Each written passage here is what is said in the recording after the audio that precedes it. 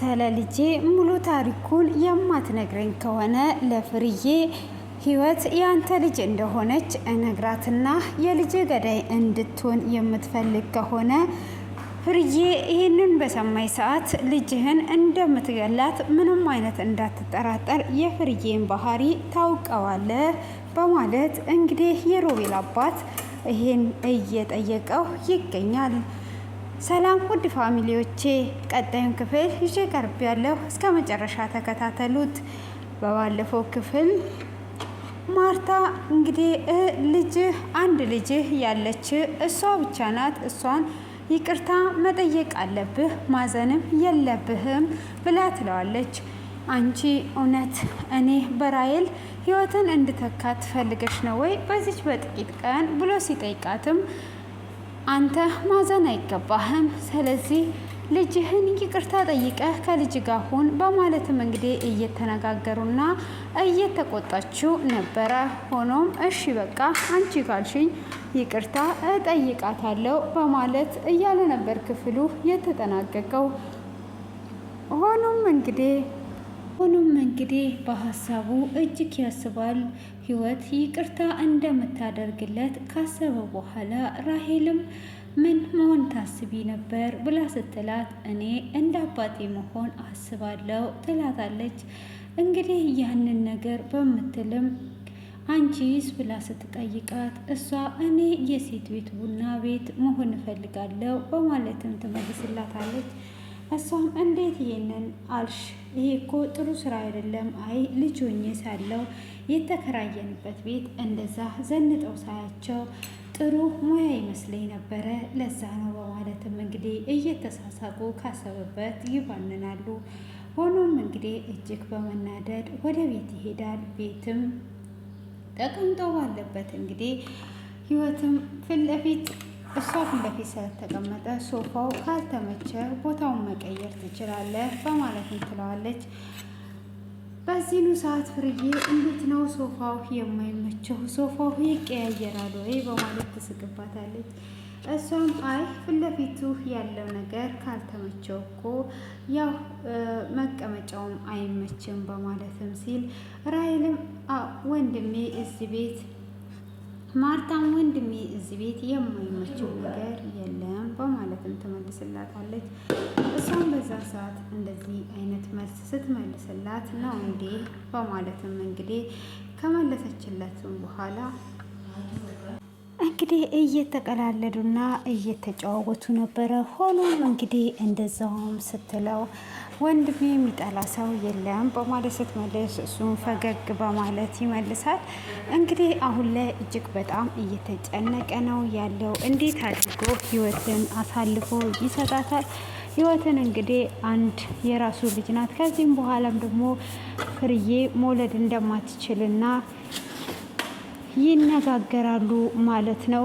ስለዚህ ልጅህን ይቅርታ ጠይቀ መንከባከብ አለብህ በማለትም እንግዲህ ህይወት ከዚህም በኋላ የኛ ልጅ ናት ብላ ትላለች። ያንቺ ልጅ ብሆን በጣም ደስ ይለኛል። ሆኖም አሁን ላይ ምንም አልፈልግም ብላ ስትላትም ይኸው አባትሽም እኮ ከኛ ጋር አለ በማለትም ታዴ አባት ይሆንሻል ስትላትም እኔ አባቴ ሞተዋል ብላ ስትልም አሀ በሌሊት ተወግቶ የሞተው አባትሽ ነው በማለት ይመልስላታል።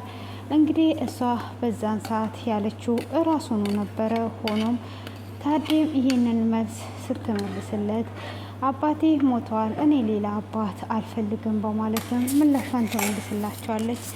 ያንንም መልስ እንግዲህ በመስማትም ፍርዬን ወደ ውስጥ ከገቡ በኋላ እንዴት ነው የምናደርገው? አሁን የልጁም ትዝታ አላስቀምጥም እያለው ነበረ። ስለዚህ ምንስ ማድረግ አለብን እያሉ እየተመካከሩ ነው። ድጋሜ መውለድ አትችይም በማለት እንግዲህ እያወሩ እያለ ያልሆነ መድኃኒት በዋጥኩበት ሰዓት እሱም እንደዛ በቀጠቀጠኝ ሰዓት ነው ይሄ ነገር ሁሉ የተፈጠረው፣ ድጋሜም እንዳልወልድ እያለች እንግዲህ ፍርዬ እየተጨዋወቱ ይገኛሉ። ሆኖም እንግዲህ ራሄል ህይወት ከሄደች በኋላ ህይወት ጋር ትሄድና ታንኳኳለች። ምን ፈልገሽ ነው ብላ ስትላት የምነግርሽ ነገር አለ ትላታለች። ምንድን ነው የምትነግሪኝ? ነገር ንገሪኝ ብላ ብትላትም አይ አሁኑኑ ነው የምነግርሽ ክፈችልኝ በማለት በሩን ትከፍትላታለች። እሷም ከከፈተችላት በኋላ አንድ ሰው ሳላፈቅር አልቀርም ብላ ስትላትም ማንን ነው ያፈቀርሽው ብላ ትላታለች። እና እኔ ምን እንዳደርግ ነው ብላ ስትላትም አንቺ እንዴት ሰውን ወደ ራስሽ እንደምታቀርቢ ታቂበታለሽ። ስለዛ ያንን ነገር እንድትነግርኝ ነው የምፈልገው፣ እንድመክርኝ ነው ብላ ስትላትም እሷም እሺ በማለት ማን ነው ስትላትም እንግዲህ ፖሊሱ እንደሆነ ትነግራታለች። ፖሊሱም እንግዲህ የዛን ቀን እሷ ስትገል ቪዲዮ የተሰጣት ሮቤል ለልደቷ ሰፕራይዝ ያደረጋት ቀን እሱ ቪዲዮ ፎቶ እንዳላት ሁሉንም ነገር ትነግረዋለች። ስለዚህ አንቺን እየፈለገ ነው እንድረዳውና እንድተባበረውም ጠይቆኛል። እቺ ልጅ ማግኘት እፈልጋለሁ ብለዋል ብላ ስትላትም ካዲያ ለምን አትነግሪውምና አትተባበሪውም ብላ ትላታለች። አንቺ ተያሽ ማለት ግን አባትሽን አሳልፈሽ ትሰጫለሽ ወይ ብላ ስትላት አባቴ እኮ ለቤተሰቡ ብሎ እኔን መስዋዕት አድርጎኛል። ስለዚህ እኔን አገኘኝ ማለት እሱም እንደሚከተል ማወቅ አለበት ብላ ትላታለች። በፍጹም አባትሽንማ አሳልፈሽ አትሰጪም ብላ ስትላት እሱ የድሮ ህይወት ነኝ፣ አሁን እኔ የሆነ ነገር ብሆን እሱ ተከታይ መሆኑን ማወቅ አለበት ብላ ስትላትም እሷም ትደነግጥና ከሱ ግን ፍቅር እንደያዛትም ትነግራታለች። አቃቤ ሕጉም እንግዲህ እንዴት አደረክ ብሎ ሲጠይቀውም ተጣልተን መጣው በማለት ይነግረዋል። እንዴት እኔ እኮ ፍቅርን እንድታጠነክር እንጂ እንድትጣላት በፍጹም አልፈልግም ብሎ ሲለውም አይ እርጂም ብያት ነበረ፣ ስለዚህ አውቄ ነው እንደዚህ ያደረግኩት፣ እሷ በሌለችበት ለቅሶ እንደመሄድ ብዬ ስለ ሁሉም ነገር ማጣራት ፈልጌ ነው በማለትም ይመልስለታል። አይ እንደዛ ከሆነ ጥሩ ሀሳብ ነው ብሎ ይለዋል። እንግዲህ ታዴም በደንብ ተጨንቆ እያለቀሰ እያለ ደመኛው ይደውልለታል።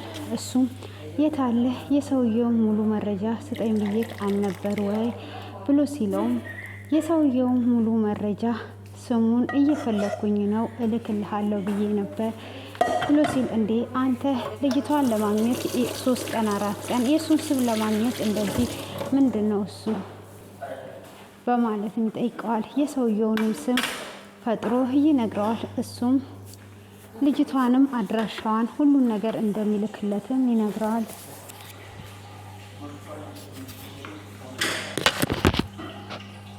ሆኖም እንግዲህ ያንን ከሰጠው በኋላ መርማሪውን ይሄ ስም ውጪ ነው የሚኖረው ውጪ ነው የማይኖረው እንድታጣራልኝ እፈልጋለሁ እያለ ይገኛል። እንግዲህ የሮቤልም አባት የልጄን ታሪክ ሙሉ ለሙሉ ካልነገርከኝ ህይወት ልጅ እንደሆነች አውቃለሁ ብሎ ስለው ልጄ የምወዳት ናት፣ አዎ ልጄ ናት ብሎ ይለዋል። ስለዚህ ልጅን ካዲያ ለምንድን ነው ከፍርዬ የደበከው ብሎ ሲለው ከፍርዬ የደበኩት ነገር የለም፣ አሁንም ልጄ ከኔ ጋር ነው የምትኖረው፣ እወዳታለሁ። ስለዚህ ምንድን ነው የምትፈልገው ሲለው የልጄን ታሪክ ሙሉ ለሙሉ እንድትነግረኝ እፈልጋለሁ። አንተ አረመኔ ነህ፣ ልጅህን ሆዷ ውስጥ ቀጥቅጠህ ገለካል በማለትም ይነግረዋል። እሱም እንግዲህ እኔ ልጄን አልገደልኩም በማለትም ሲል አንተም ልጄን ትዕግስተኛ እንዳትሆን አድርግተህ የገደልክ እንድትሞት ያደረግከው አንተ ነህ ብሎ ሲለውም ሁሉም እንግዲህ የየራሱን ምክንያት ያመጣል። ስለዚህ የልጄን ታሪክ ማወቅ እፈልጋለሁ፣ እኔ የሁሉ ጊዜ ስፈልጋቸው ነበር እያለ እንግዲህ እየተናገረ ነበረ ማለት ነው። ሆኖም አሁን ፍርዬ ይህንን ነገር በሰማይ ሰዓት ችግር ይፈጠራል በማለት ሀሳብ ላይ ይገኛል። ያም ሀሳብ ቢሆንበትም እንግዲህ ምንም አይነት ነገር ምላሽ አልሰጠም ማለት ነው። ሆኖም እንግዲህ እንደዛ ባለበትም ሰዓት ሁሉም ነገር ይናገረዋል ማለት ነው። ያንንም በነገረውም ሰዓት እንደዛ ባለው ሰዓት እንግዲህ የማትነግረኝ ከሆነ ለፍርዬ ሁሉንም ነገር ሄጄ እነግራታለሁ እያለው ይገኛል። እንግዲህ ለፍርዬ ሄጄ ሁሉንም ነገር እናገራለሁ ባለበትም ሰዓት ፍርዬ እንግዲህ ይህንን ነገር ከሰማች ህይወትን እንደምትገላት ነው እያሰበ ያለው።